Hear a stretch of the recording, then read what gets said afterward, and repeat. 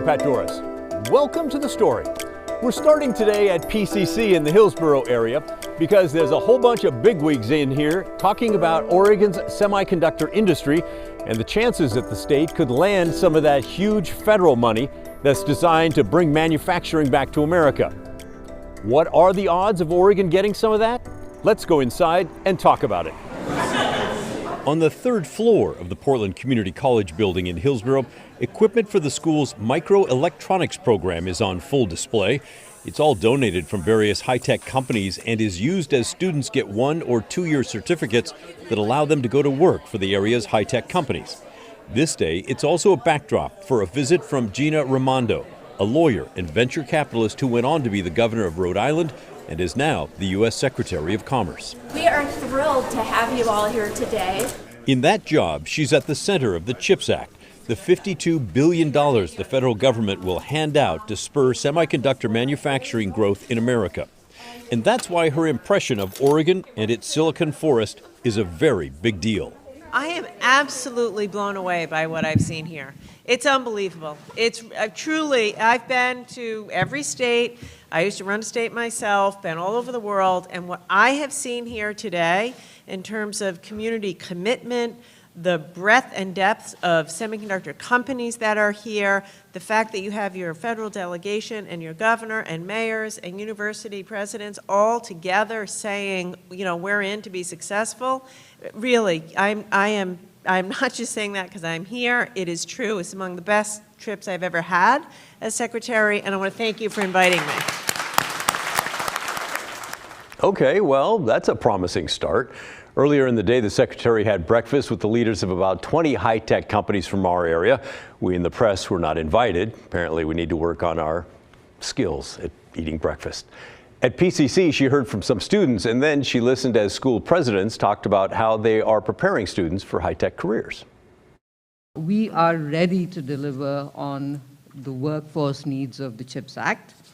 At Oregon State University, we are the 7th largest engineering college in the country. We've seen the results. Over the last decade, the hiring rate of our microelectronics graduates is close to 100%. The top employers, because that's critical. Yep. Wow. We believe in preparing students for practice, so we don't focus on the theory first. We start with applied learning. That's what Oregon Tech is all about. So how will Commerce decide which states get the money? The secretary said scientists will help the government decide what areas of research and development need funding the most, and then they will look for areas of the country with a critical mass of talent and research and development. Which does sort of sound like Oregon, don't you think? What are the odds that Oregon's going to land one? I don't know, but I'll tell you this. It will be competitive, and based on what I've seen here today, I think you will be extremely competitive. What you have here, 15% of all the workforce in the industry is here in Oregon. The leading companies here in Oregon, a governor and a congressional delegation getting behind it. There is a lot to like, and I can't wait to see your applications. So that's saying we will get one? No, I didn't say that. No. I said put in an application, and I think you have so many resources. Which, yeah, sure, that's a nice thing to say, but is that just sort of the thing you say when you visit someone's home for the first time? Oh, it's so nice, even if you're not really that impressed? Well, another reporter was thinking the same thing and so asked a version of that very question. Not every state has a CHIPS Act, a state CHIPS Act, which includes very smart investments like worker training, site selection, and investments in companies. Not every state has, you know, world-class community colleges that are already working with industry. So, as I said, it's competitive, of course, but what you have here is quite exceptional. So maybe she does like us. That is exciting if you think that billions of dollars and thousands of jobs pouring into Oregon is a good thing, which I do. And it seems clear most lawmakers do as well. And while we're talking about all this, I did get a brief chance for the first time today to ask Governor Kotek about Senate Bill 4. Now that's designed to help Oregon win some of that federal money. It's moving super fast through the legislature and will, among other things, give Governor Kotek a superpower to pick land that's outside the urban growth boundary and make it legal to build a chip plant on that land. The first question here, how fast will Senate Bill 4 pass out of the legislature? Yeah, the Oregon House will be passing it, hopefully tomorrow or the day after, yeah. And we'll sign it as soon as we can. And congratulations on that. Thank How you. about the pushback that we're hearing from farmers and others saying, don't take our land? You know, I hear those concerns, and like them, I want to maintain our farmland. So what I would say is, that tool that's in SB4, we're going to be very thoughtful. We're going to talk to our natural resource agencies, our farm community. We have to see what kind of proposals we get. The reality is, a lot of the expansion that could happen in Oregon is within urban growth boundaries. So we don't even know what kind of proposals we're going to get. But my commitment is to make sure we do it thoughtfully and keep all those things in balance. I think we can do both, but I know they're concerned, and I want them to know that I've heard that, and we're going to do it with a lot of input from folks who care about those issues. The governor says up next, a bill that will offer tax credits for the semiconductor and advanced research industries. It's called Senate Bill 5, and it's still in committee with no hearings scheduled at the moment. So, what are your thoughts on all this? Are you in favor of bringing in as much tech into our state as possible? Or maybe none at all, or maybe somewhere in between? Send us your thoughts, will you? The email is thestory@kgw.com, or call and leave a voicemail. The number is 503-226-5090. As always, I look forward to hearing from you. Hey, yesterday we brought you a deep dive on the latest developments on the planning of the new I-5 bridge over the Columbia River between Portland and Vancouver. Here's a quick recap in case you missed the story and the show yesterday. A new way across the river is needed. There's not much argument about that. A fixed span design that sits about 116 feet above the water is the recommended option right now. Fixed span means no lifts or drawbridge sections, just a good old plain bridge. But the Coast Guard wants the bridge built higher to allow big ships to pass underneath. They ordered a study of the drawbridge plan, but if the fixed span design wins out, the Coast Guard could, and I do stress could, deny a critical permit for construction if they really dislike it. When it comes to funding, the latest estimate is around $6 billion for the project. It's $1 billion each from Washington and Oregon, with lawmakers in Salem still figuring out exactly how to come up with our billion. If that gets done, the hope is that the feds will chip in a few billion and the rest will be paid with tolls. All right. That was about 40 seconds for that recap. Yesterday, the longer form, we spent about 13 minutes on it. So check out the segment on KGW YouTube channel if you want to learn more. Anyway, we asked for your thoughts about the bridge update. Let's start with your feelings about tolls on the bridge. Well, here's what we're going to do, Pat, with the I-5 bridge. We won't be going to Vancouver anymore, and Vancouver won't be getting any of our money. Dining, entertainment, recreation, bye-bye. Jeffrey says, as a native Portlander in my 60s, I remember the current interstate bridge spans on both tolls, having tolls on both ways as a child, so I'm not really sure why a toll for a new bridge is a surprise to some. Curtis wondered about something that a number of you asked about as well. He said, I'd like to know if the Transportation Department will remove the toll when they get the bridge paid off. I bet not, just like a new tax that we have to pay. And Curtis, I'd be willing to bet you are correct. Once the tolls are there, I think they're going to be there to stay. We haven't really heard that definitively, but same thing goes for the proposed tolling projects in the greater Portland area, along I-205 and I-5 as well. The days of tolls that pay for a project and then disappear, I think those are long gone. We focused a lot on the potential design of the bridge, by the way, which is still being determined. Some of you have ideas of your own. I was watching the bridge replacement segment, and why not build a bridge with a turntable in the center so that the bridge can turn 180 degrees to allow the ships to pass? Just a thought. Thank you. Well, thank you. I think that's kind of a cool idea. I don't know if they've looked at that or not. Jackie says we need to build for tomorrow, not today. A drawbridge or a swing span is really a necessity. Be prepared. And now we're going to take a few minutes to talk about another idea that always comes up when we talk about a crossing between Portland and Vancouver. Bernard says, come on, bridges are archaic. The replacement should be a tunnel. And Larry chimed in, why aren't they looking at a tunnel? I'd rather have that than a drawbridge or a super high fixed bridge. And we already know that by touching on this topic, we're opening a real can of worms. So what? Let it open. Let's briefly look at the work that's been done already to consider the tunnel projects, because they have looked at it, but they don't really seem to have any serious contenders for the eventual design. So there are two types of tunnels that they've looked at. One is called a bored tunnel. The other is called an immersed tube tunnel. The bored tunnel, well, that goes deep. It's far below the river bottom. The Interstate Bridge Replacement Team says the top of the tunnel would be 60 feet below the river bed, with the bottom of the tunnel at its deepest point stretching 175 feet below.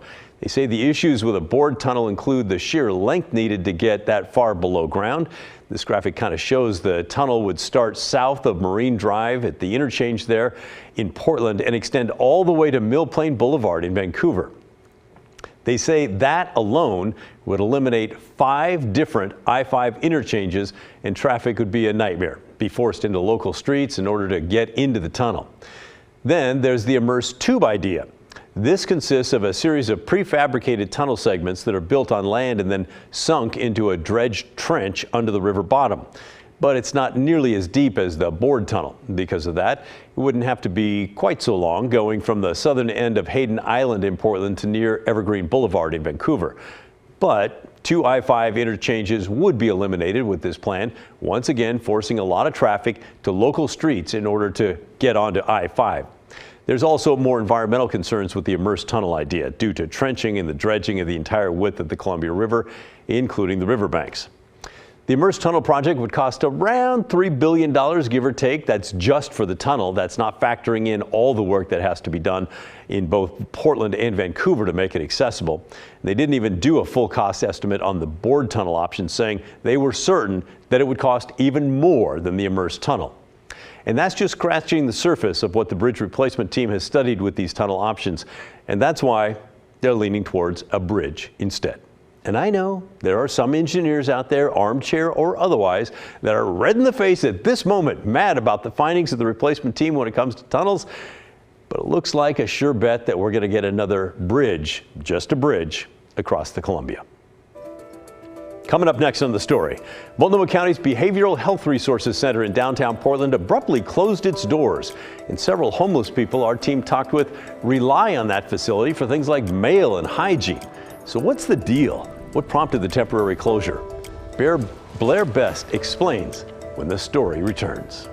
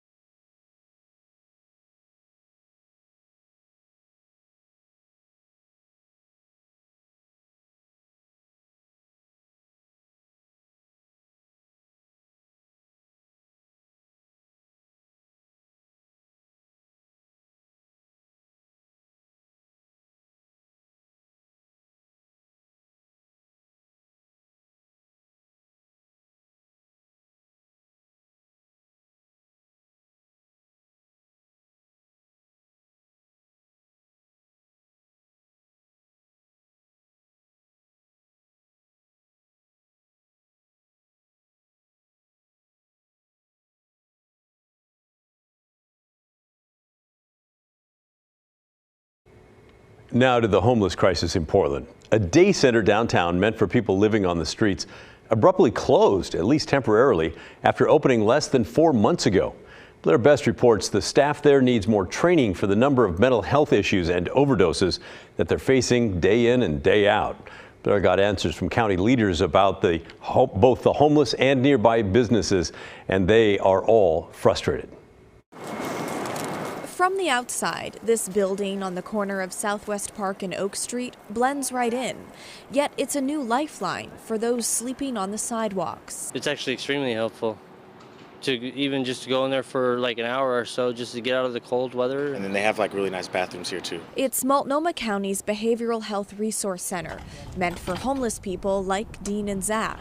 I was on my way here to use the facilities. But today, he's out of luck since the center abruptly closed late last month. Sad, there ain't anything like that around here anymore. Oh, that kind of like shocked me. I was like, oh, like came here ready to, run into some people and maybe try to sign up for a shower or something. County Chair Jessica Vega Peterson says the nonprofit running the site, the Mental Health and Addiction Association of Oregon, decided to close it for more training time for things like overdoses, administering Narcan, and learning when to call for help. There have also been problems with site security. This is a learning as we're going on. I don't think this will be the last time that we're going to need to do additional training. It hopefully will be the last time we have to shut the doors to do this, but we want to make sure that we're continually improving. Why didn't the providers receive that type of training before you guys opened? Yeah, I think that's a really good question. Again, when you're doing something new, you don't know exactly what to expect. Now, right across the street from the day center is a small food truck pod, and the owners there say they've seen an increase in crime and graffiti ever since the day center opened. They just broke the window on my car. They tried to break the locks. They urinated on the side. Nesson Salazar shows us some of the vandalism that he says was done by homeless people using the day center. The business over here are suffering because they're destroying our business. They don't give him a chance to survive anymore. He's now moving his food truck to another part of town. I can't support this thing. I cannot be dealing with this. Yeah, we're engaged in conversation with the neighbors, with the building owners, the businesses around there in terms of the impact. And like I said before, we are committed to being a good neighbor, as well as focusing on long-term solutions. After the increased training, they plan to open shelter space and transitional housing for about 50 people on the top floors, something people like Dean have been waiting for. If they're going to offer something, some kind of shelter or some kind of housing or something, I'd jump on that in a heartbeat. The day center is scheduled to reopen on April 17th, and the county tells us that the housing and shelter programs inside the day center are still on track to open later this spring. Blair Best, KGW News. Blair tells us she also heard from someone on the street today who relies on the facility for mail, and they told her its temporary closure has created a new barrier when it comes to getting a job. All right, so I'm right outside the Behavioral Health Center building, and it's actually quite detrimental to a lot of people who have been relying on this building in the short time that it's been open. I just talked with one homeless man who he ordered his Social Security card, and it was going to be mailed here, and it's supposed to be in now, and he says that's the only thing stopping him from getting a job. And he's really upset and frustrated that it's closed. So we just went and knocked on the door.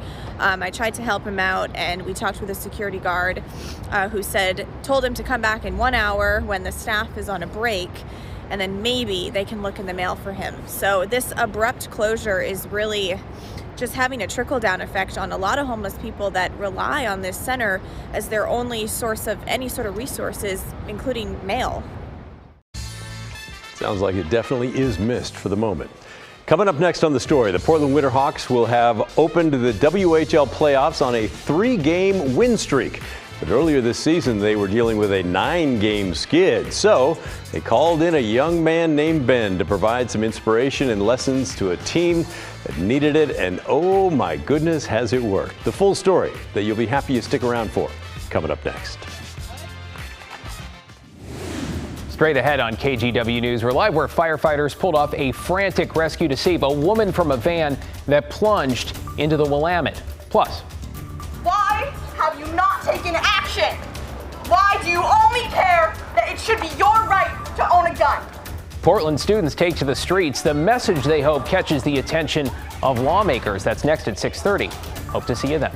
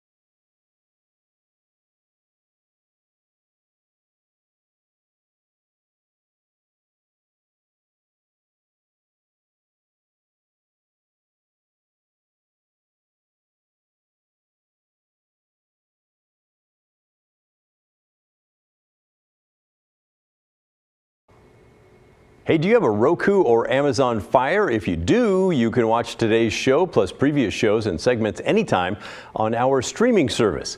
Go to your Roku or Fire homepage and add KGW Plus to your home screen, and then let us know what you think. On Friday, the Portland Winterhawks will look to advance in the Western Hockey League playoffs in Game 4 of their best-of-7 series against Everett. Portland won the first 3 games, including a dominant 6-1 victory Monday night. Way to go. And perhaps no one is more excited than a young man named Ben Sherling, who's really captured the team's heart. Catherine Cook brings us the story in her new series called Pacific Storyland.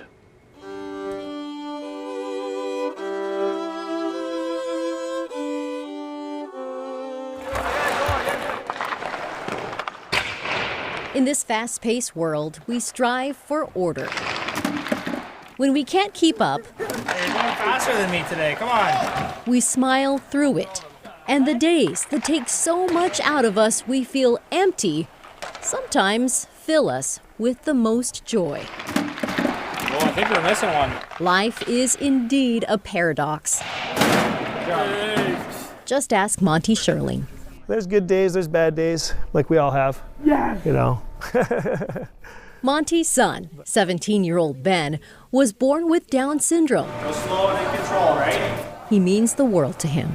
Just the impression that he can leave on the ones. If people are willing to take time and take the opportunity, it's there. And the Portland Winterhawks. Hey, buddy. How you doing? Let's go. Are taking that opportunity. You're gonna hang them up, right? Yep. Twice a month, head equipment manager Clayton Johns helps Ben. There you go, attaboy. Help him. Good job. I think the biggest thing I've learned from Ben is just, to have some patience. He might take a different path to getting to the same end result that I would get there, but he still gets the job done. What's up, Ben? How's it going? For the players, Ben helps keep things in perspective.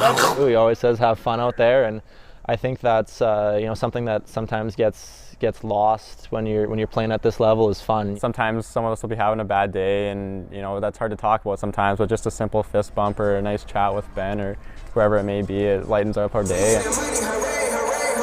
He's part of our family. Assistant coach Brian Pellerin relies on Ben for the things only he can teach the team. Everybody needs different voices sometimes to get the message what hockey's about, and more importantly, what life is about. And sometimes life opens doors when you step out in courage. Like on this night last May. It was the first night Ben met the team.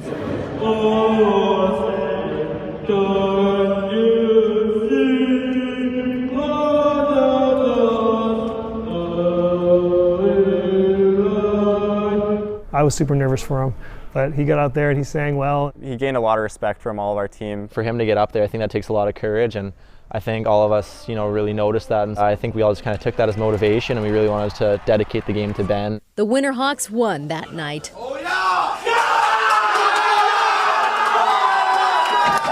Coach Mike Johnston knew just how to celebrate. Hey guys, I told Ben, I thought after that anthem, we had to get him down here if we won the game, so I grabbed him right after the game. He did an outstanding job. They really cheered for him, and it just spoke to me on how inclusive the organization and how accepting they were, and they had every reason to be cheering for their win, but they chose to take time out to cheer for him. Sure, they won the game, but this is why they'll remember it. And that's where the kind of relationship started. Earlier this season, after a 9-game losing streak, the Winterhawks once again called on Ben to sing the national anthem.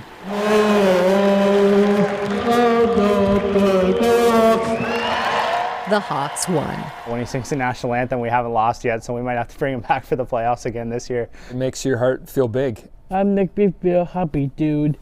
It makes a lot of sense for a paradox. Sometimes it's good to put your dreams on ice. In North Portland, Catherine Cook, KGW News. Thataway, Ben.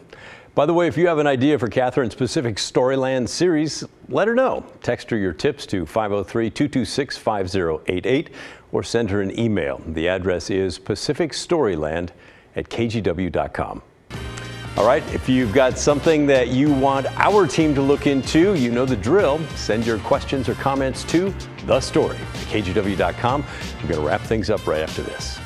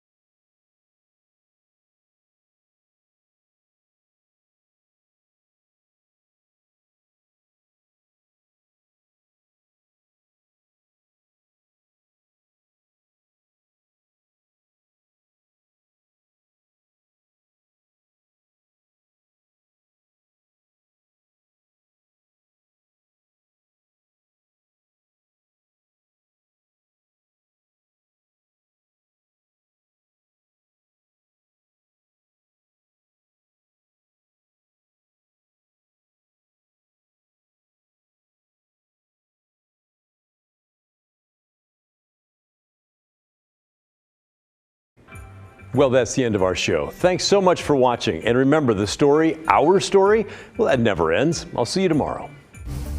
This is KGW News at 6:30. We begin at 6:30 with a dramatic rescue on the Willamette River. A woman is in critical condition after she was trapped in a van that ended